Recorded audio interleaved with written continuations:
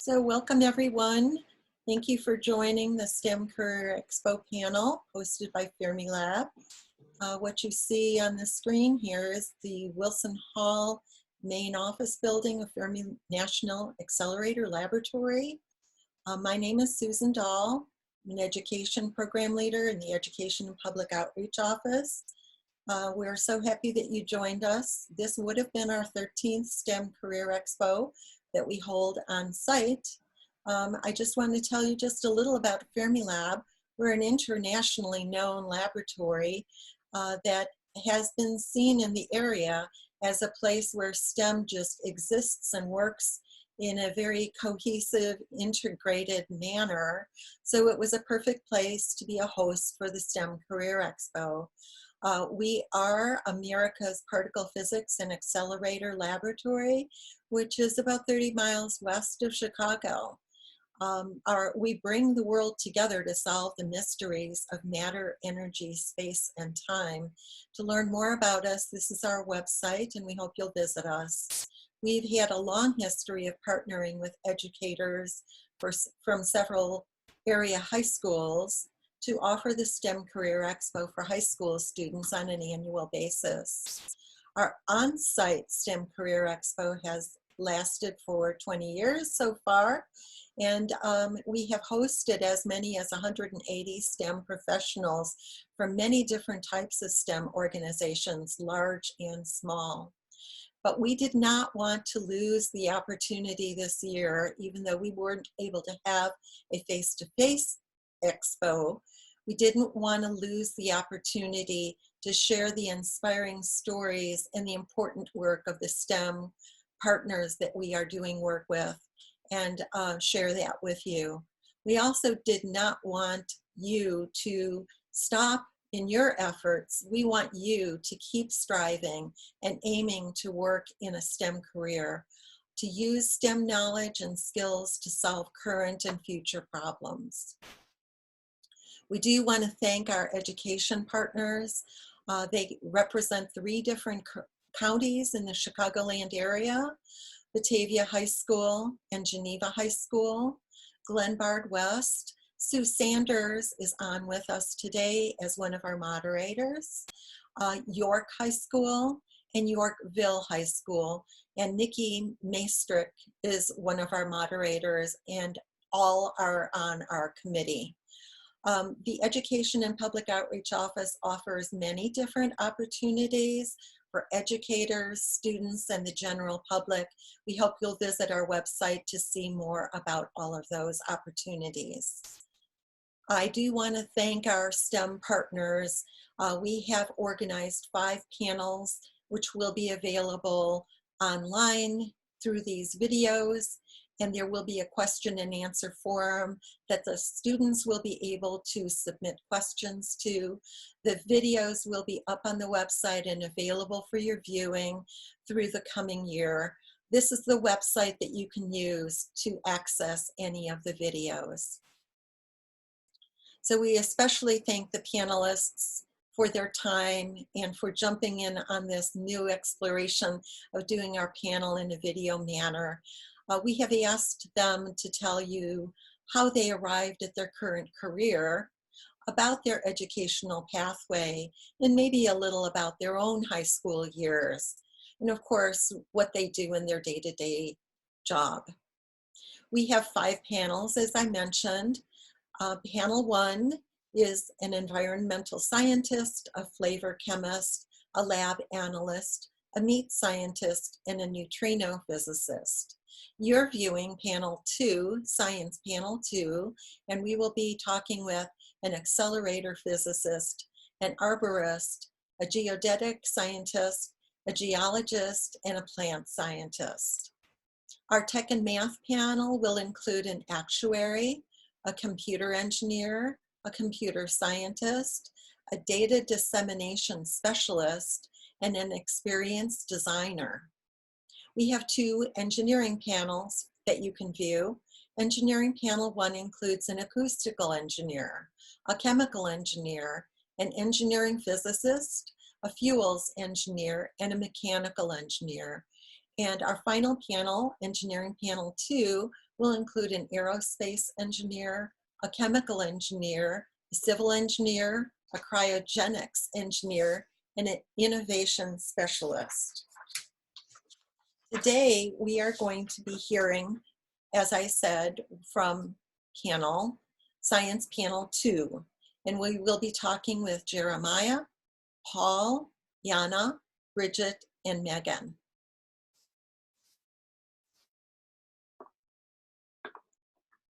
So I'm introducing first Jeremiah.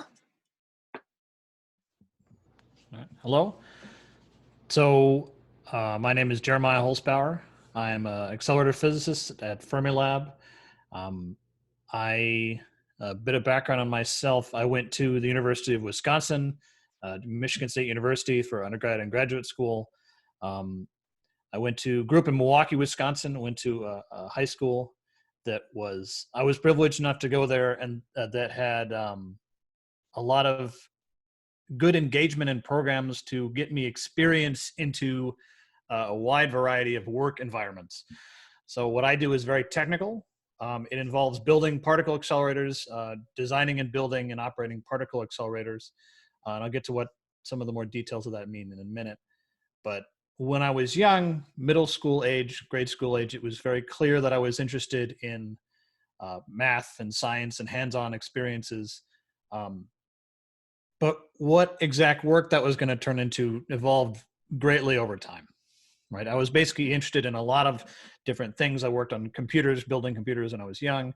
In high school, I had the opportunity to work at a genetics lab. One of my high school teachers had worked there in the past. And so I had an internship, got to spend, I think it was like 10, 15 hours a week over the summer doing hands-on biology and genetics. And man, that wasn't for me, but I'm glad I did it. We had classes in different different AP classes, physics, history I found quite interesting, chemistry, and other science and engineering type activities. Then I went to the University of Wisconsin for undergraduate in medicine, and I initially thought I wanted to do computers, started taking diverse courses in the beginning of college just to get myself exposure to different things, right? That's I think the biggest takeaway is I was able to sort of think I might be interested in that, expose myself to the real work and the real process of doing that, and figure out, man, that's really not for me, until I found something that I really was interested in. I ended up just adding a physics class to my first year at Wisconsin, found that was tremendously interesting. Couldn't decide between engineering and physics, and I decided to just stick with both, actually. So I found a unique major at Wisconsin that was applied math, engineering, and physics. Let me do all 3 degrees at once. It was an enormous amount of work, but I'm glad I stuck with it because I like the engineering side of things, the more practical, how do you design things, how do materials work together, how do you do drawings, stuff like that. But I also liked sort of the theory and the math of the physics. So doing this together was very rewarding. Ended up not using the nuclear engineering for nuclear engineering, but it was still a very valuable experience for me. And then at Michigan State University, I went there for graduate school in physics. I knew I sort of wanted to stay in physics. Of the many options that were available, right? Again, I spent my first year working in labs and seeing what different labs did, different types of physics, solid state physics, neutrino physics, high energy physics.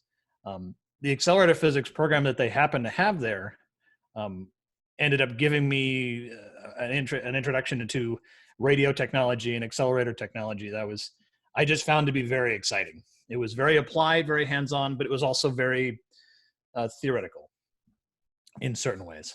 And so I ended up doing that for grad school.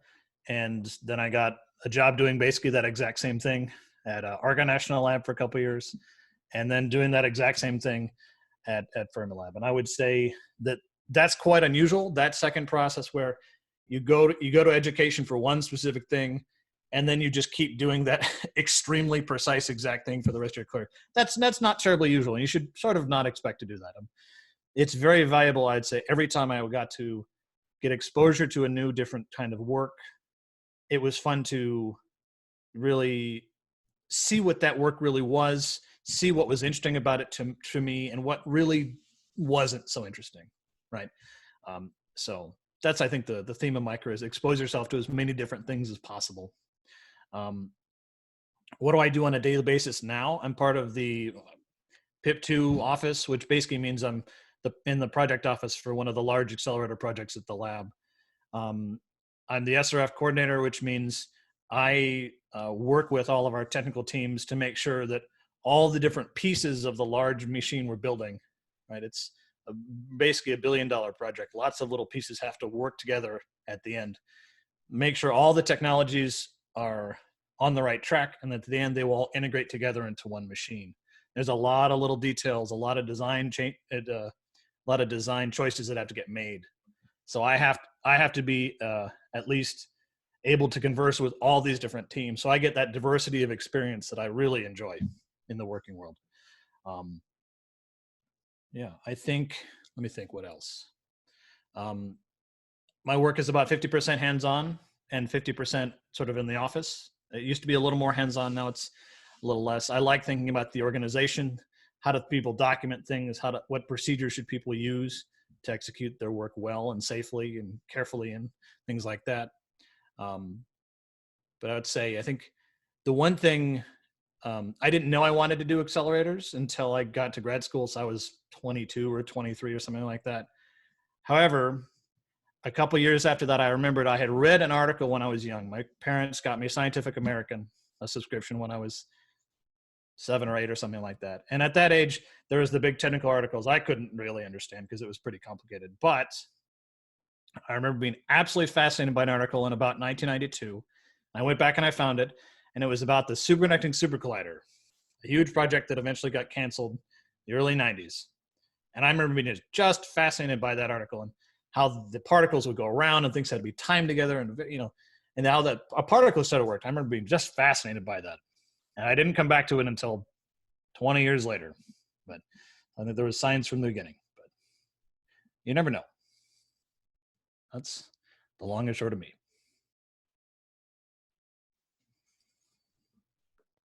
Thank you very much, Jeremiah.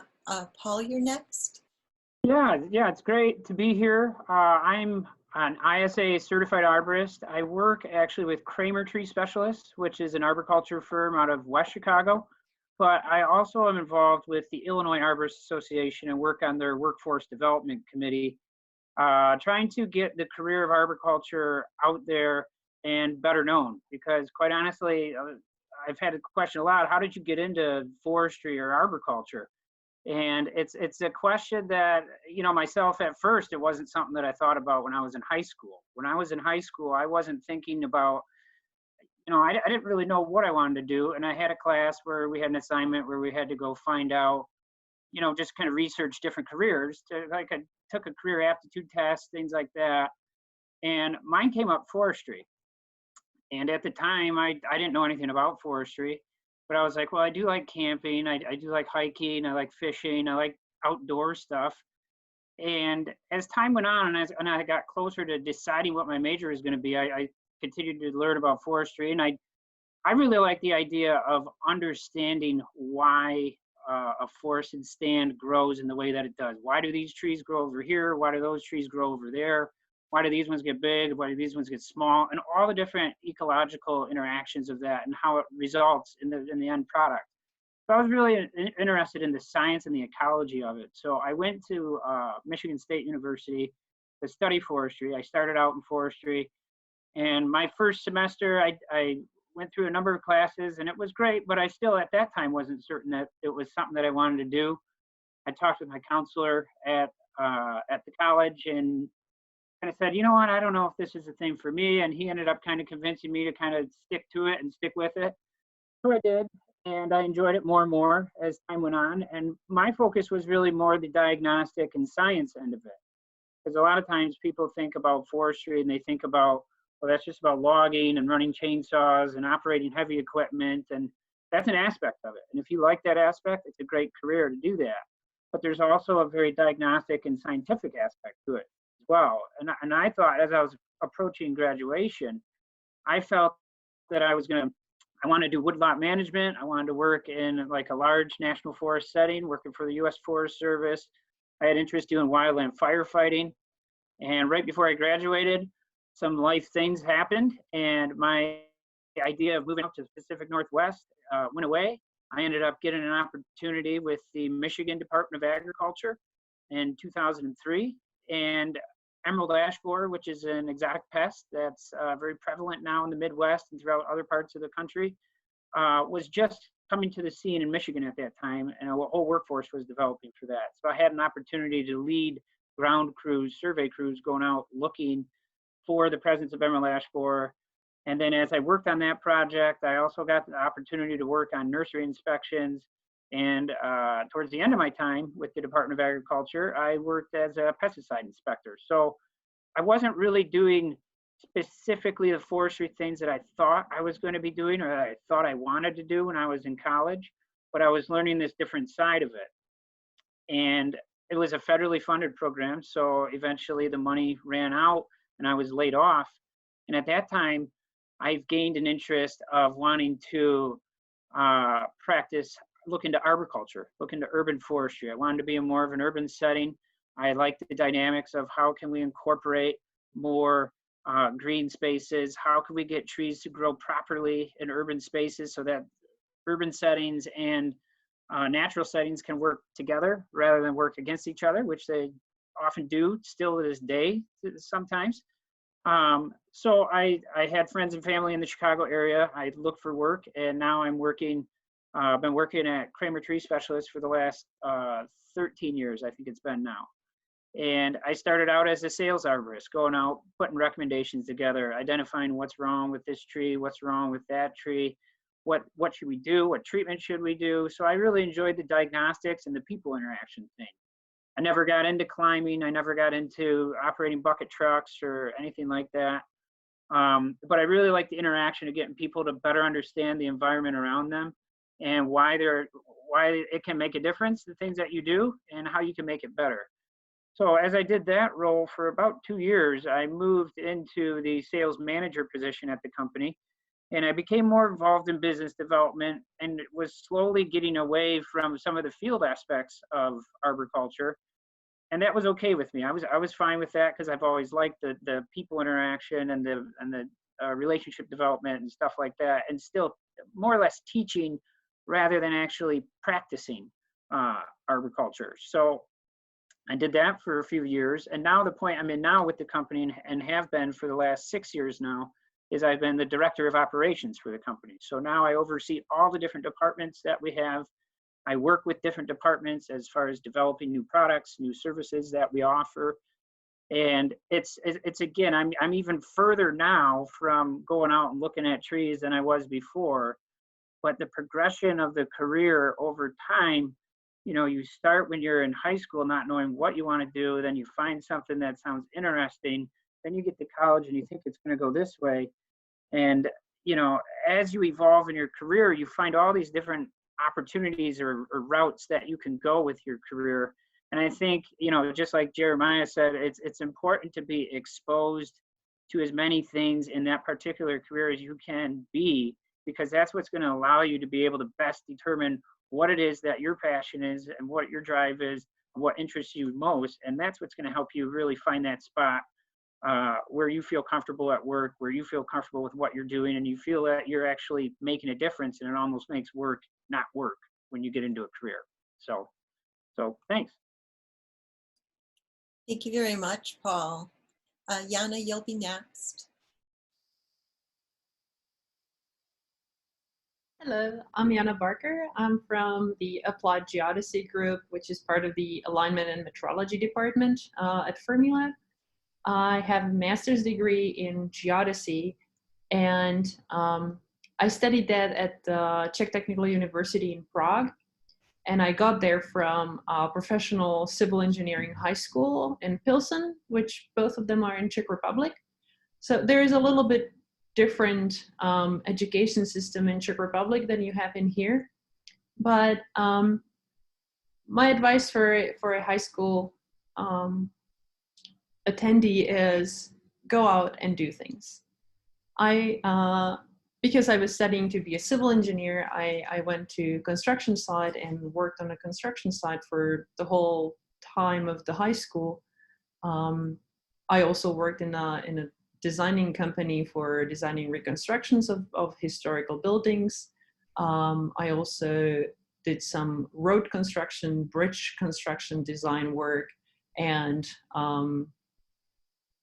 I looked over when you do a project in civil engineering back in Europe, you also have the authority to overlook it and not overlook it, look over it if it's performed correctly, it's the way how you designed it, and so you know that it's made correctly. So that's what I did at high school.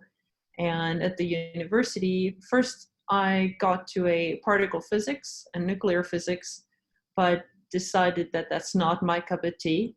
And I was looking for something which would not be sitting in the office all day long, as I don't really like that.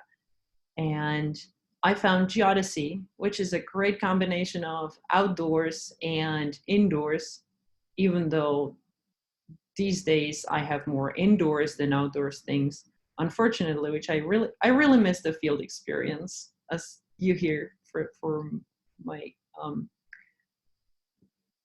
colleagues here as well. What is great about geodesy? First of all, what it is, it's a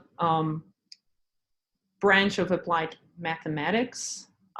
It's a science which is measuring Earth, so everything from a big scale of measuring your position on Earth using stars or sun, to GPS, to measuring where your piece of land is, so a normal land surveyor, but also to how precisely measure a piece of a car, for example. That's metrology, but that's also part of geodesy. So you can measure from microns, which is a fraction of the thickness of your hair, to star distances. And it's very interesting. I think that there's a lot of opportunity and a lot of place to find your own spot in geodesy itself, if you want to do the big things or the small things. Or as we do at Fermilab, use the big things to measure really precisely the small things. So I like to say that my department keeps Fermilab straight, but that's not true because we're in a curvature. So we measure the magnets, the big tons and tons worth of magnet technology with a very high precision of like a third of the thickness of your hair, which is around 50 microns or 2/1000ths of an inch. That's how precisely we can measure. But there are technologies which can measure even more precisely in a really small scale, which we also sometimes do, but not that often, unfortunately. And I think that's fairly enough. Yeah. Thank you. We'll have Bridget present next. Thank you, Jana. Hi, I'm Bridget Volp with the Conservation Foundation. And I actually have 2 part-time jobs as a geologist with AECOM and also as an educator with the Conservation Foundation. I've worked for the Conservation Foundation for 5 years as a youth educator. We work with schools in DuPage, Kane, Will, and LaSalle counties. And the Conservation Foundation was founded in 1972. It's one of the region's oldest and largest non-for-profits that helps save land and work on water conservation projects with local organizations and volunteers. And when I focus on teaching, I help to promote students' knowledge of environmental stewardship. And for AECOM, as a geologist, I am a project manager and have been there for over 20 years as a consultant. AECOM is a global infrastructure firm providing design and management support for government and private industries transportation projects, energy projects, water projects, and I'm in the environment department there. And I help with permitting or compliance projects. So we help those industries and governments and agencies to help reduce and eliminate their environmental risks. On a day-to-day basis, since I am part-time at both, I normally work on Fridays with the Conservation Foundation. We'll go out to the schools 3 times a year in the different seasons and help those classes find a natural area and become stewards of their environment. So they might discover some invasive species on their property, and we'll help them remove those invasive species. We might collect seeds to plant later the following year, and they'll go out each season. Maybe we'll do some birding, and in addition to the restoration work. And over a 3-year period, the students get to see how they've actually improved the environment around them. And it's usually anywhere from 3rd to 6th grade. But the Conservation Foundation helps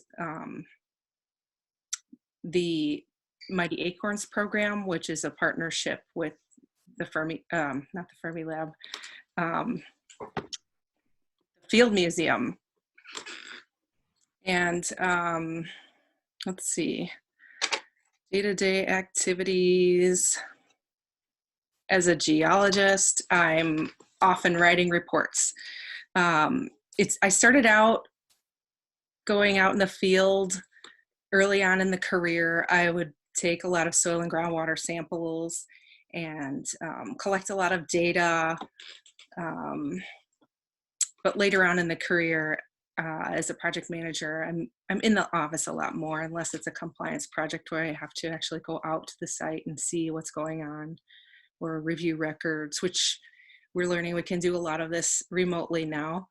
But what got me interested, I think, as a student in high school and even earlier, I always liked science. I always liked to be outside. I would pretend to be a teacher. I wanted to be a teacher when I was a kid. We would collect caterpillars and watch the metamorphosis, and I still do that. And those are the kind of things I enjoy teaching my students too, is just to kind of get out and observe nature and learn about the ecosystems and learn about how we are a part of the ecosystem, and what we can do to prevent harming our environment. So that's what I kind of like for both jobs, is that I'm able to prevent or manage risk for our clients with AECOM and teach students how to become better stewards of the environment. Thank you very much. And we have Megan as well. Thank you. Thank you very much for the invitation today. I'm Megan Bowman. I'm Bioinformatics Data Analytics Lead for Ball Horticultural Company. Ball Horticultural Company is about 115 years old, a company in West Chicago that specializes in the breeding, research, supplying, producing, distributing of ornamental crops. And so think petunias, begonias, impatiens, marigolds. Those are all things that I think a lot about in my day-to-day. And really, within the Ball team, I'm responsible for really the design and analysis of large experiments and data sets. And I work very closely with our international network of plant breeders, which I'll get into, to develop new molecular biology tools and other things that will help them, even outside of the molecular biology world, to help them develop new great products for consumers. A little background about myself. Let's see. So I have always loved genetics. oddly enough. I've always remembered really being fascinated by DNA. But I always had this split between wanting to be a scientist and wanting to be a musician. And so when I was in high school, especially my senior year of high school, I think I had half AP science classes, physics, chemistry, and then I had another half day of just music. So multiple band and orchestra classes. And I was pretty set on becoming a musician at that point. And maybe science would be a nice side career if I had something to fall back on. And oddly enough, I even was offered a scholarship in high school for bioinformatics, which at that time was a brand new field. There was very few people doing it in music, and I declined it, which my parents like to remind me of. And so I decided to go to Michigan State, so another Michigan State Spartan, to study music. And pretty quickly I realized that that wasn't a great place for me. I didn't want to be a professional musician or a music teacher, and thankfully I learned that pretty early on in my college education.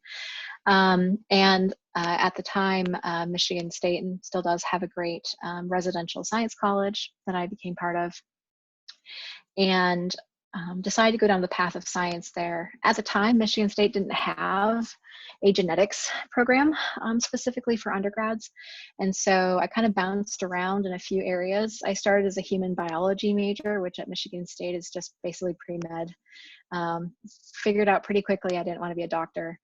Of that flavor, and then went to microbiology and survived my first microbiology lab and decided that was absolutely not for me either. I couldn't stand the smell of autoclaved microbiology petri dishes.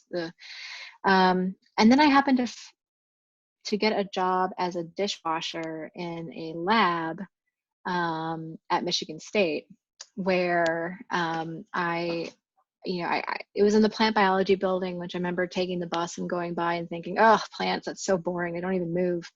But I absolutely fell in love with plant science at that time. And I had a really fantastic mentor who really trained me very well as a scientist. And so I decided I wanted to stick with plant science and change my major just from that experience in the lab. And so from there, I decided that I wasn't particularly interested in working on plants in petri dishes. And so decided I wanted to work on crops and questions and plants that had direct relationships to people. And so one of the routes to do that is plant breeding. And so I went to University of Wisconsin to do my graduate degree in plant breeding, plant genetics, in the horticulture department there. So I spent 5 years studying why carrot roots turn orange. I know a lot about that. And essentially, plant breeding is the art and science of changing a plant into something that is of use to people or other systems. And I love it because it's really interdisciplinary. It's genetics, it's cell biology, it's molecular biology, it's ecology, it's all of these different pieces. And so went from there. And loved working on pigments. So I know a lot about what makes plants orange and red and all those different things. And that turned out to be a skill set I lean pretty heavily on now at a flower company. But from there, I decided to do some postdoctoral work, which is pretty common in biology, to do additional training outside of graduate school. And so I went to work for the USDA Agriculture Research Service for a little while in cotton breeding and genomics, and then went back to Michigan State to specialize in computational biology and bioinformatics. Bioinformatics is really the combination of biology and computer science. And so I spend a lot of my time working on large data sets of DNA sequencing. That is a huge part of what I do. Designing toolkits and software and things like that to analyze DNA sequence. I took a little bit of a side route, so similar to what other people are saying. I've always kind of followed opportunities where they came, and I had an opportunity to work and lead a core research facility in Grand Rapids, Michigan, in biomedical research. So for 3 years, I actually went completely off the plant science path and studied pediatric cancer. Totally different exposure, different perspective, totally totally different way of doing science, and I loved it. But I also had a flower seed catalog on my desk in my office every day, and I knew I wanted to get back to plants. And so about 2 years ago, Ball contacted me and asked if I wanted to come and join them to build a new area of research for the company. And that's what I'm doing now. So I'm part of the Ball Helix team, which is our research arm of the Ball Hort Company, located in West Chicago, and in the process of building a whole new area of research for them. Wow, very, very interesting. Yes, thank you, Sue. Take over as moderator for some questions. Oh, yeah. Again, you all made me smile today. Nikki would probably agree. Your careers are so interesting. And one thing, a takeaway that I have right now is that you all probably didn't start exactly where you are right now. And that's kind of interesting to, know that you had a path. One of the questions, or one of the things people talked about yesterday in their science careers was communication. Is that part of something you didn't think you maybe had to do, but it sure sounds like all of you have to communicate in some way in your job. So, okay, Paul. Yeah, communication for what I'm in now is extremely important. I mean, that's basically my entire day, is doing communication myself with others, and then helping others communicate across departments and with each other when they're working on projects or things that they're doing.